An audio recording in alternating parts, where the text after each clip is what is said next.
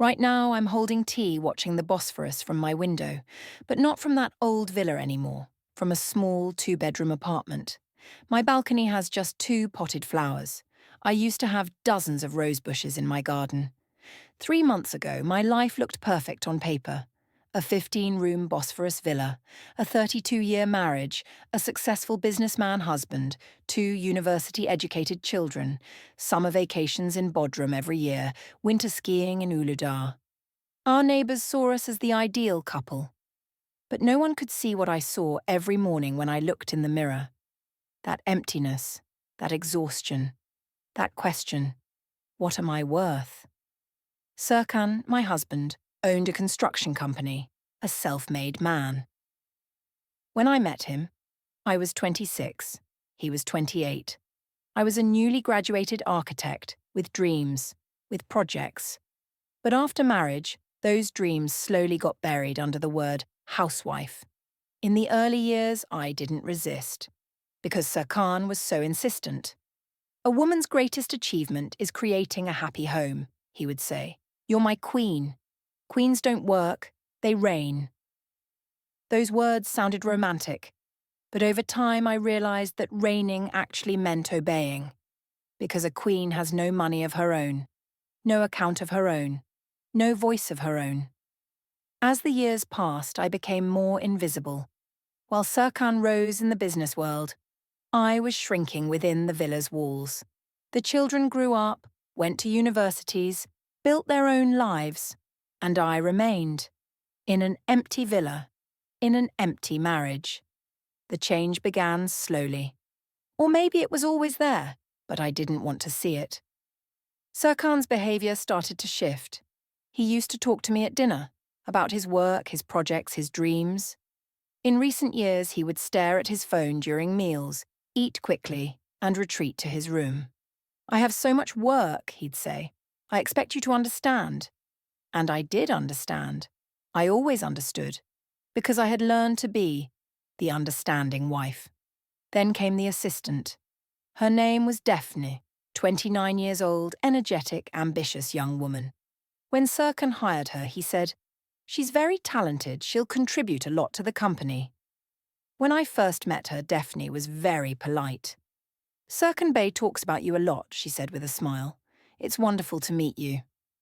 But what I saw in her eyes wasn't politeness, it was assessment, as if she was scanning me.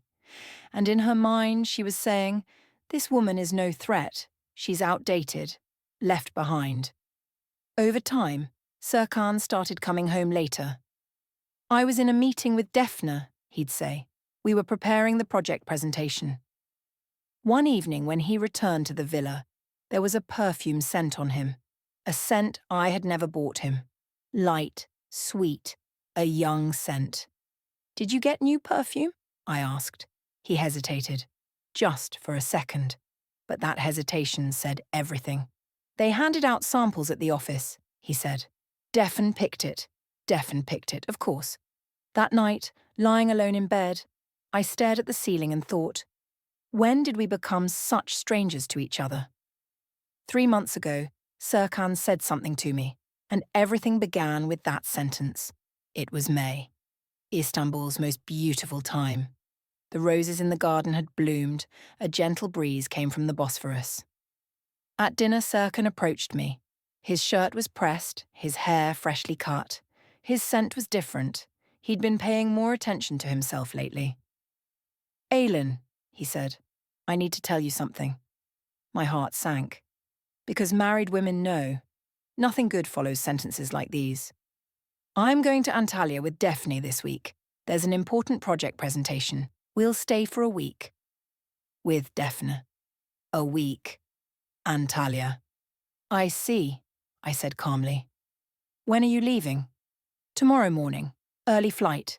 He wanted to say something more. I could see it. His lips moved, but the words didn't come out. Then, he turned and left.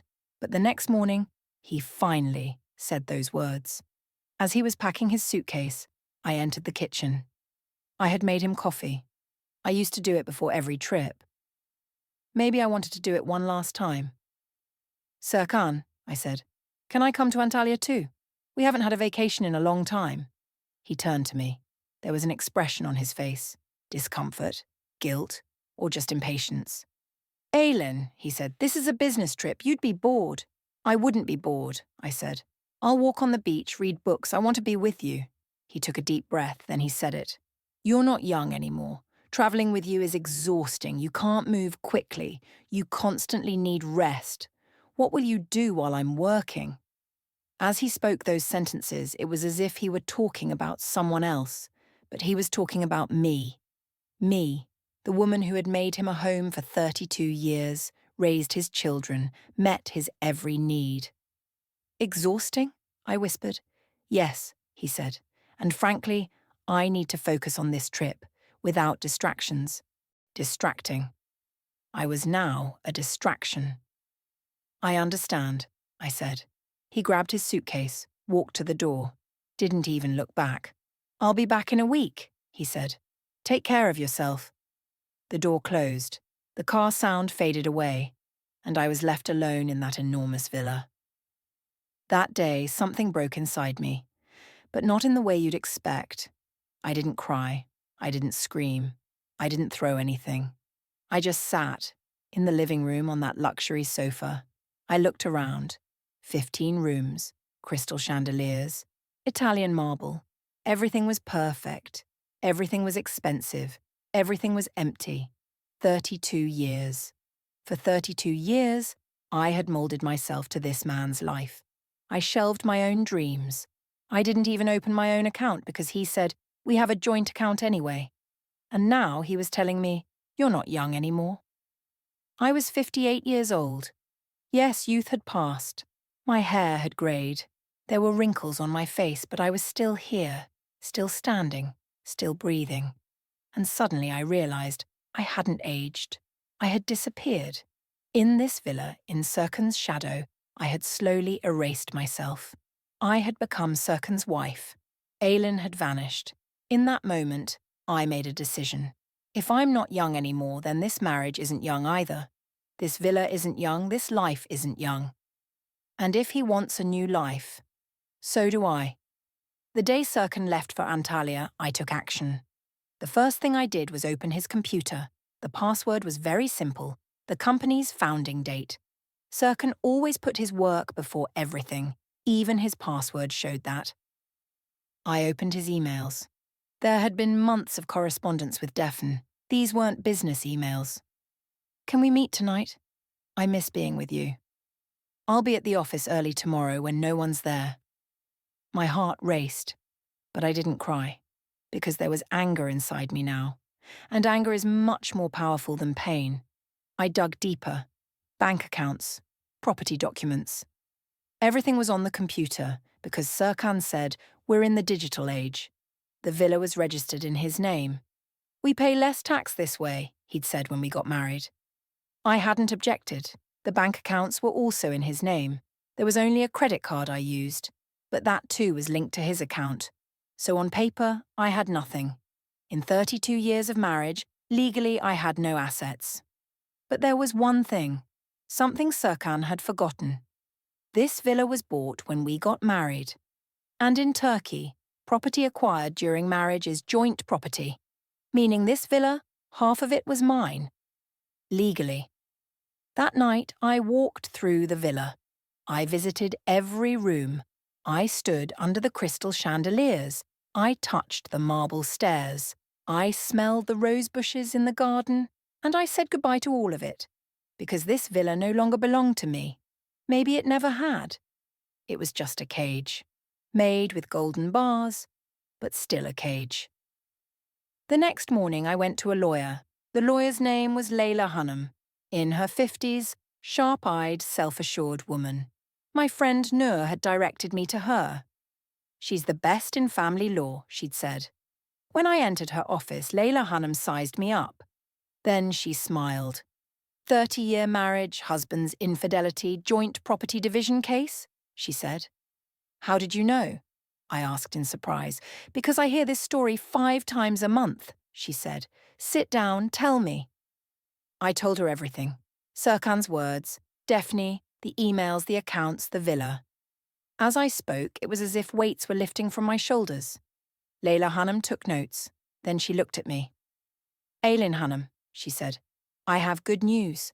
This villa was acquired during the marriage, meaning half of it is yours. Even if your husband divorces you, you'll get your share. But I want to divorce him, I said. She raised her eyebrows. You? Yes. And I want to sell the villa, immediately. Leyla Hanım leaned back. These things take time. Without your husband's consent, I don't have his consent, I said, but I have my rights, and I'm not willing to wait.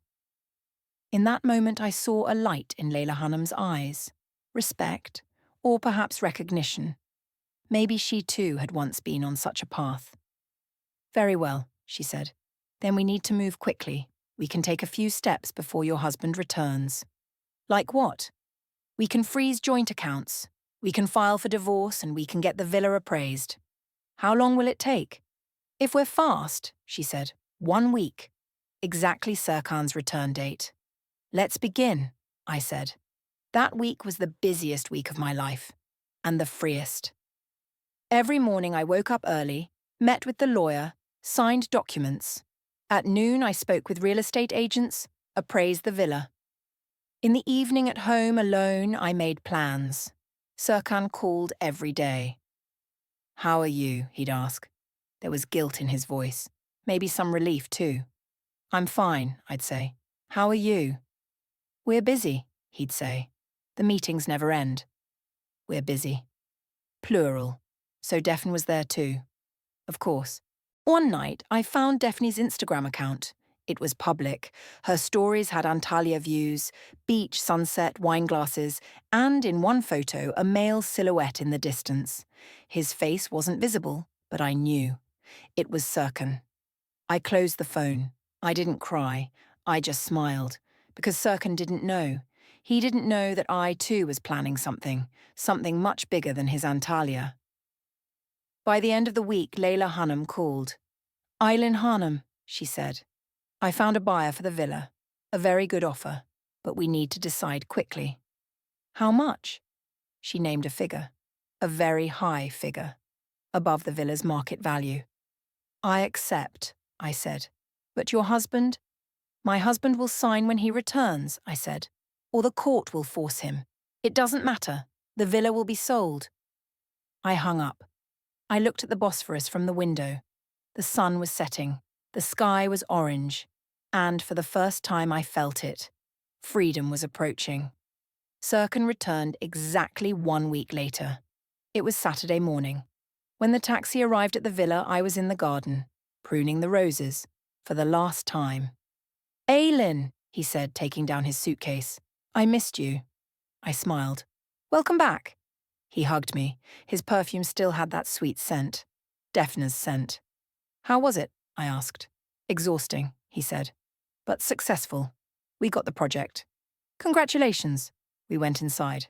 Serkan looked around. Everything's the same, he said. Nice.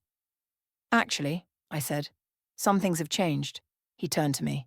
What changed? I took a folder from the living room table. I handed it to him. What's this? He asked. Divorce papers, I said calmly. And the villa's sale contract. His face paled. What? The villa has been sold, Serkan. We need to move out in 1 week. What are you saying? This villa is mine. No, I said. This villa is ours, and I want my share. The lawyer handled everything. The places you need to sign are marked. He opened the folder, flipped through the pages quickly. His face reddened. You can't do this. I did, I said. While you were spending time with Daphne in Antalya, I was spending time here with the lawyer. He froze. Daphne, how did you...